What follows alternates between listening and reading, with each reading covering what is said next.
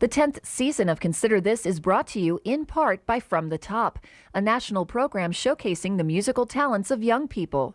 From the Top can be heard on KVNO Classical 90.7 each Saturday at 6 p.m.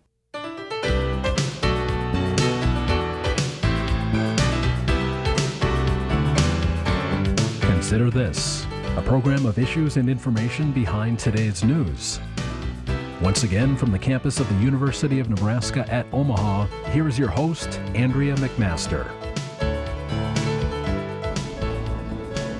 Hello everyone, I'm Andrea McMaster and thank you for joining us for this edition of Consider This. Well, this is not what a lot of parents want to hear. Another school shooting is likely.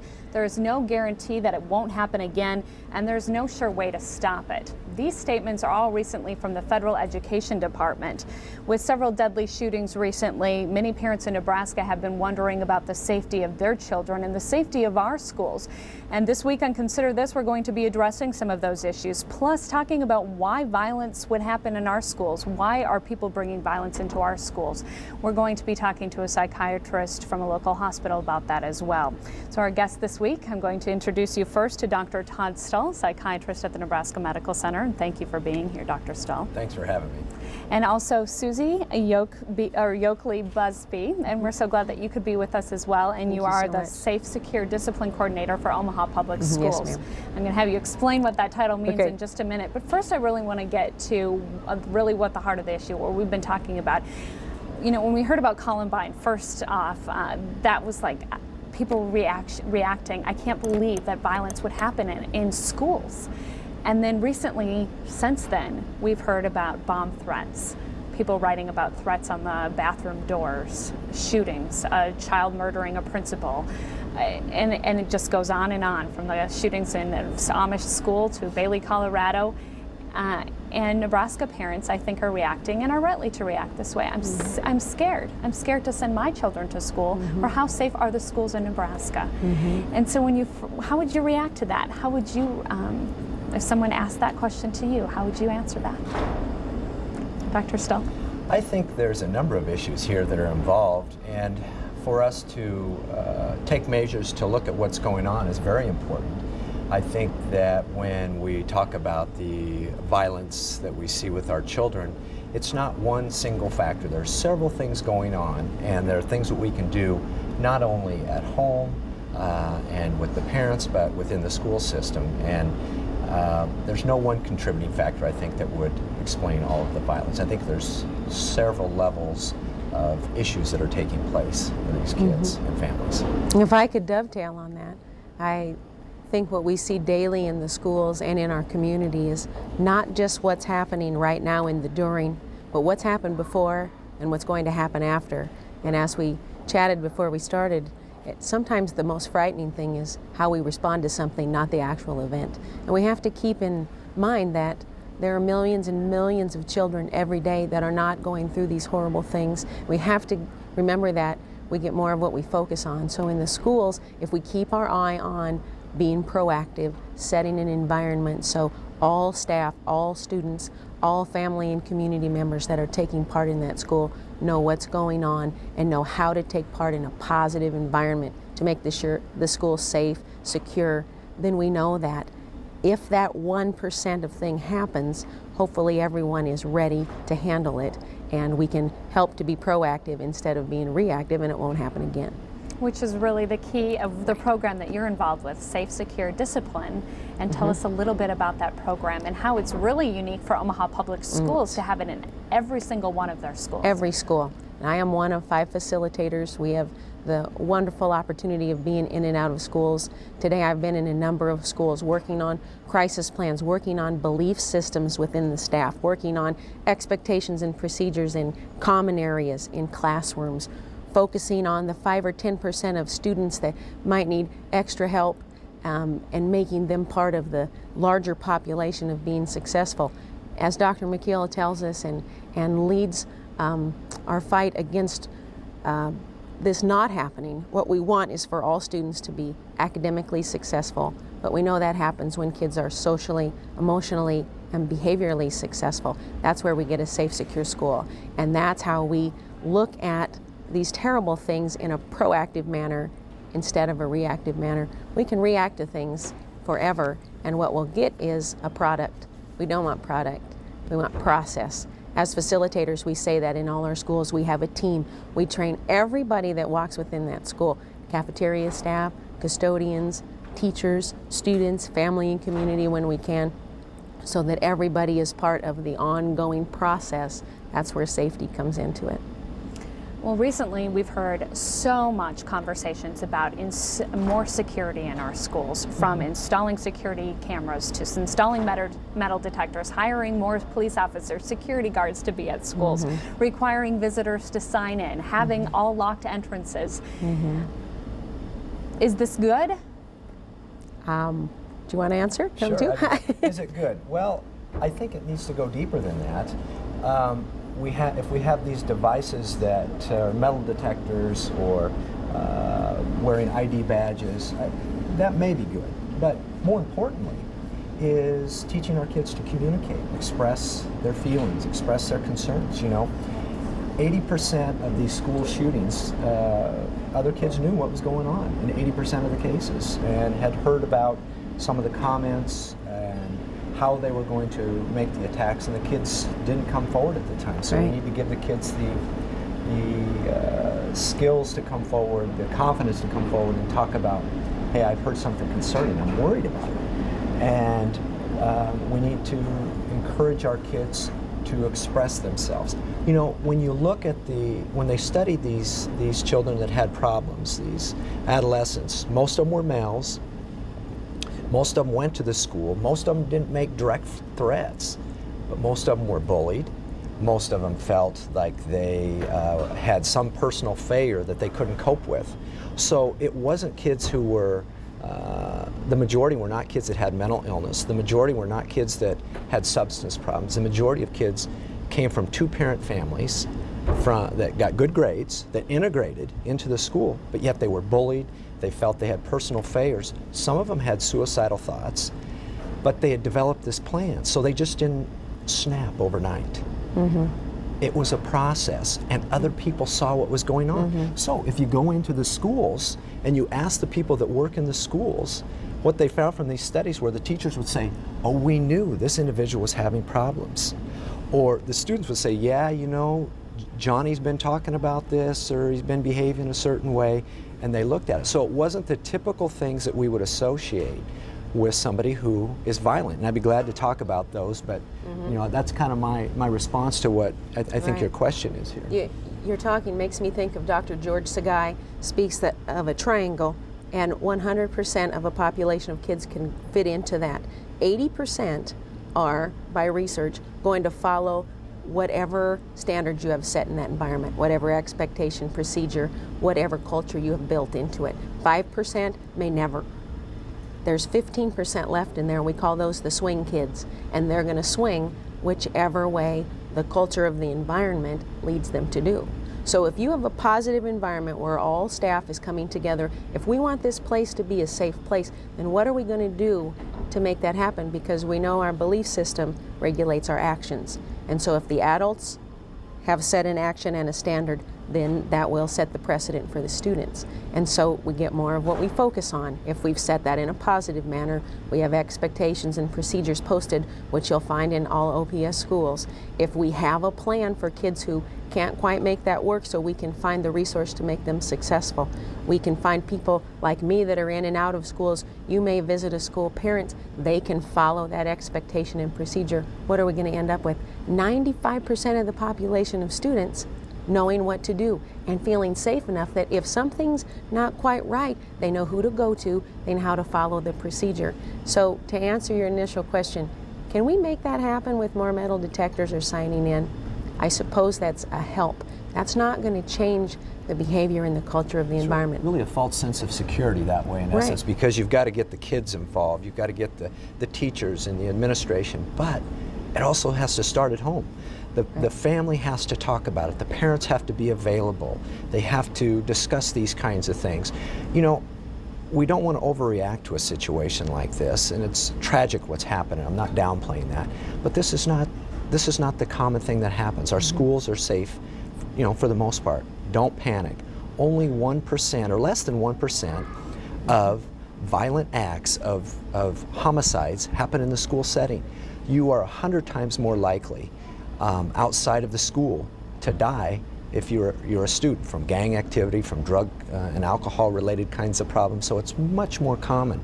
I had mentioned earlier when we were talking, it's more common to get struck by lightning than it is to die in a school. And I know that sounds maybe a little bit rough, but it's not meant to. But it's meant to give you the idea that our schools are still safe, and they are safe. And we need to, I think, as a takeoff of what you're saying, it starts with the family, and we have lots of families that are having troubles. We have, forget the single parent issue. It's that, because single parents can do just fine. It's seeing violence at home. It's witnessing violence. Television, video games. Television, video games, very good. The way we solve problems is through violence. Well, we've got to teach our kids that's not the way we solve problems. And that video games have desensitized kids to a certain degree, or some children, to violence and sex and those kinds of things. And we need to help them to understand, because often they have a hard time, especially at a younger age, determining, is this real or not real? Is it, and then they translate that into everyday life. So it becomes difficult. I was just going to say, I really hear it as our duty as a community to educate one another. That's what I was going to say. Okay, to educate not only the counselors in the schools and the staff in the schools, but the parents and the students, and that's our job now as a community, to make sure that we are reacting or acting when we see a child who is maybe falling through the cracks, or is talking about some issues that just don't seem right. Much more important than a metal detector, I would say. It's exactly what you. One, if you had to categorize one as reactive and one as proactive, it becomes quite obvious. As we press schools, we press them to be intentionally inviting. So you put all of those tangibles within the context of an environment that's inviting students in to a safe place where they can learn, again, not just academically, but socially, emotionally, and behaviorally, and they all run together within that process. And I think if we can set that precedent then within a school, the community sees that. And as I often tell people in schools, remember that student that passes you today will remember you 40 years down the road, and I wonder what they'll say when they say, oh yeah, I remember Mrs. Busby. What will they say about you? Because you're making an impact in every moment. We are intentional in our meaningful conversations, our meaningful interactions, that we can always choose to remember today is where you may stand, but tomorrow you are in the bigger piece of the community. And also, when you were talking before, it made me think of the one finger this way is 3 fingers back. So as we see all those something is happening, a tragedy, we may look at the TV saying, look what happened.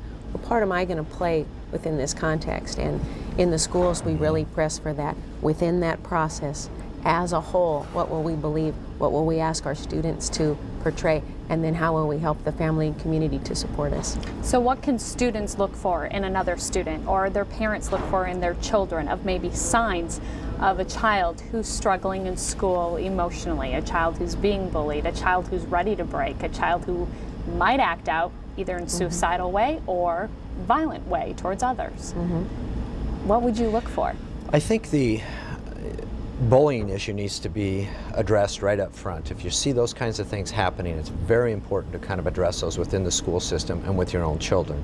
Now I'm going to back up a little bit, because I said that up front because I think it's so important. Okay.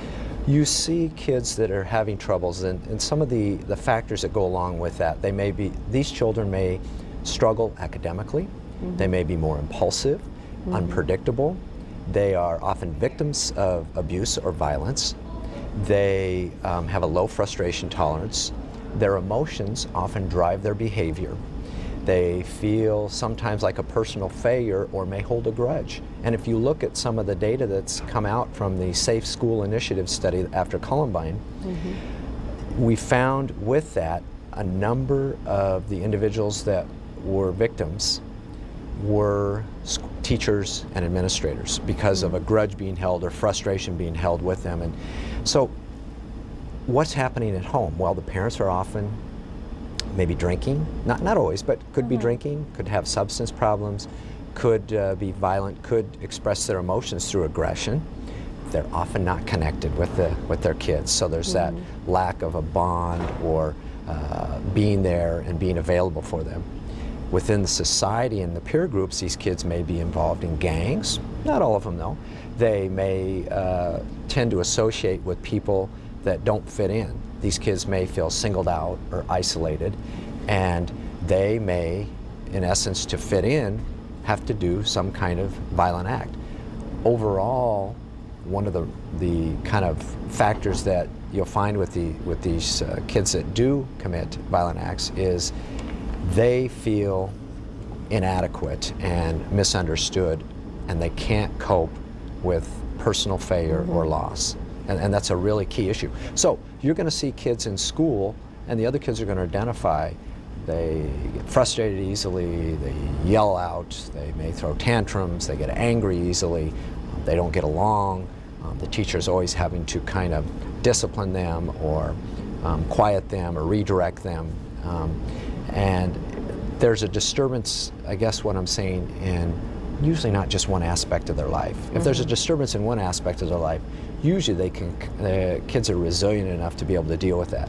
But they're getting it from all directions. Their peer group, at home, within the school setting, they're maybe not doing well. So there's a lot of things going on to where it promotes kind of the violent or aggressive acts in these situations. If I can tag on that, you're right on point. And so if we can imagine a safe environment then for a student like that, what would that environment need to look like for that student with some extra emotional baggage coming in, not really focused on academics, but knowing everyone else wants them to be, coming into the environment, what would it look like? We in SSDS call it the 4 universal skills. The first one is high staff visibility and supervision. Where do we have the adults? When it's time for kids to show up at school, we have adults greeting, making eye contact, shaking hands, hey, come on in, setting up the day, intentionally inviting. Then we move to the next positive relationship.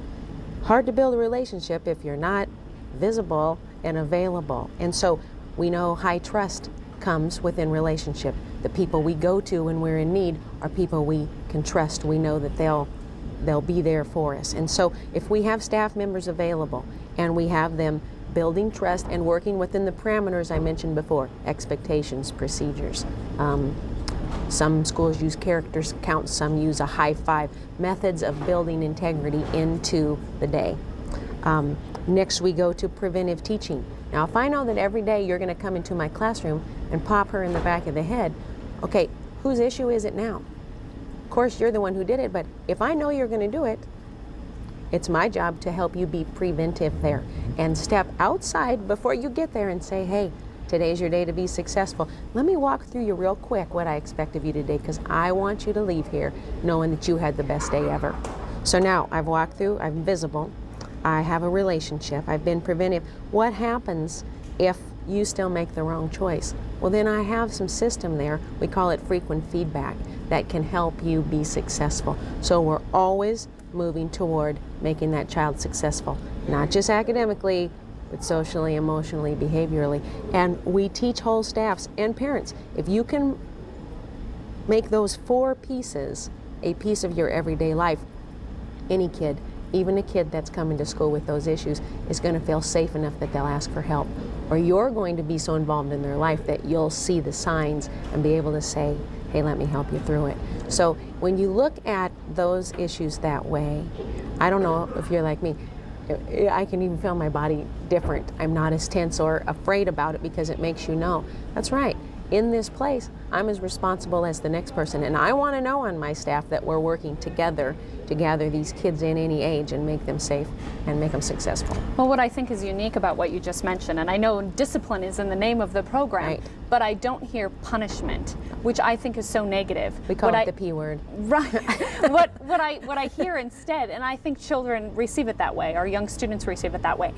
Instead, I hear really getting to the heart of why that child might be acting in the way that they're acting, right, and getting them to understand why that's not a responsible or a good behavior. Right. We call it instructional discipline. In fact, we have a chart we use often, instructional discipline versus punishment. And one is so obvious the right way. Punishment is just not part of the belief system of Omaha Public Schools at all.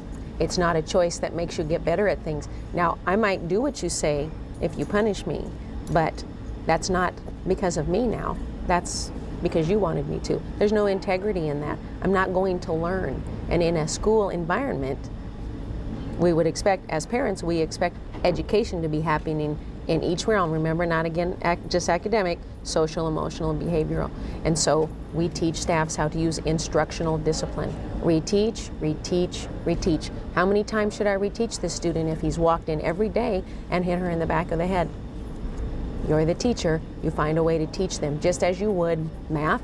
If I can't do math, then you're going to ask my math teacher, find another strategy for me to get there. We use tons of resources. We spend huge amounts of time in the schools helping staff have as many resources as they can to get every child from whatever point they're at to full success. I think all of this is good. Dr. Stahl, I want to hit on another subject here, is just why the violence actually goes to school. Recently, the shootings that we've heard, I know that they've been a little bit different in the fact that they've been strangers going into schools, not students or someone who actually was familiar with that school setting committing the acts of violence.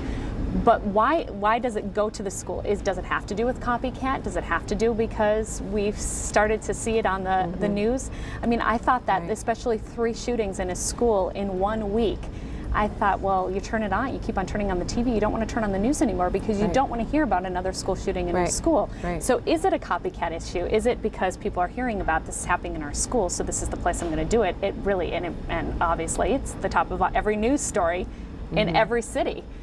And that's getting reaction.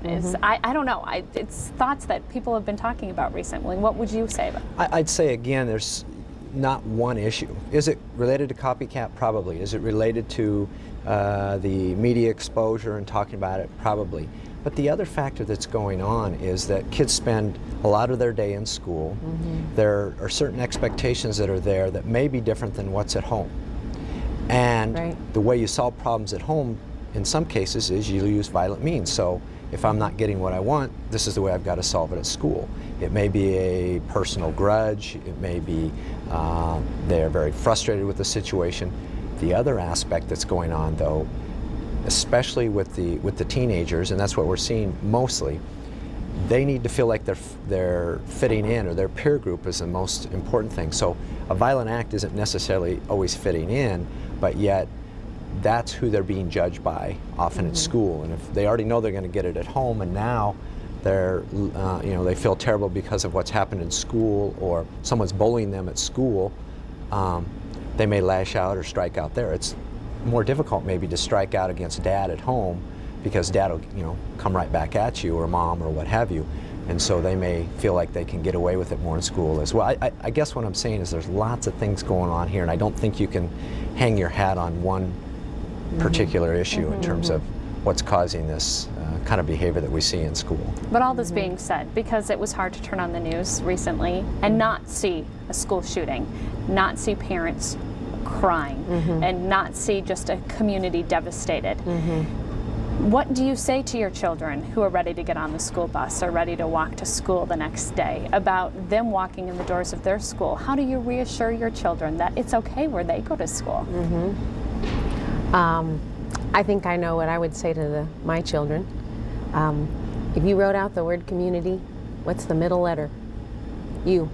And you take a part, you play a part in everything that happens, whether you're at the grocery store, whether you are walking down the street, whether you're in your school, whether you're right here in your living room at home. You are the center point in what can happen. And just like touching a pool of water, a ripple starts. And I know when people remember me, I want them to remember that I made a positive ripple in my environment and in my community. And I think if we teach children that from a very young stage, even if there is a difference in how it's handled at home, how it's handled in their playground, in their neighborhood, how it's handled at school, if the precedent is so strong within an environment, when a student walks in, they can see on the wall what's expected, they see on people's faces and in their actions what's expected, and they know from the culture of that environment that they've been involved in it, they are going to make that difference. And if for some horrible reason a tragedy comes up, they're going to know how to handle it as well. And once again, we come back to less than 1% that has taken part in that. I guess we all have to be goal setters and set our goal that if we start so many children from young, we'll get to a point where that's a 0% that's acting out in those manners. Did you have anything? I would add to that the behavior that the parents model, that the teachers model, needs to be calm, reassuring, and teach kids to take ownership for their behavior and their feelings and their action. No one's making them do anything. They have a choice in terms of what they can and can't do. There probably is some exceptions to that with certain types of mental illness and certain types of personality problems that people may have, that, for example, individuals that have conduct disorder, kids, they often won't connect emotionally, and you can't get to them, and you can't establish that type of meaningful relationship like what you would be able to for a child who may not have conduct disorder. And so they may be a little bit different, but in general, I think we have to talk about the larger group here and not the exceptions. We encourage families and student to student, adult to adult, to use the 4-to-1 rule. 4 positives before 1 corrective. It's hard to do if you're in the midst of somebody that's got some pretty wild behavior.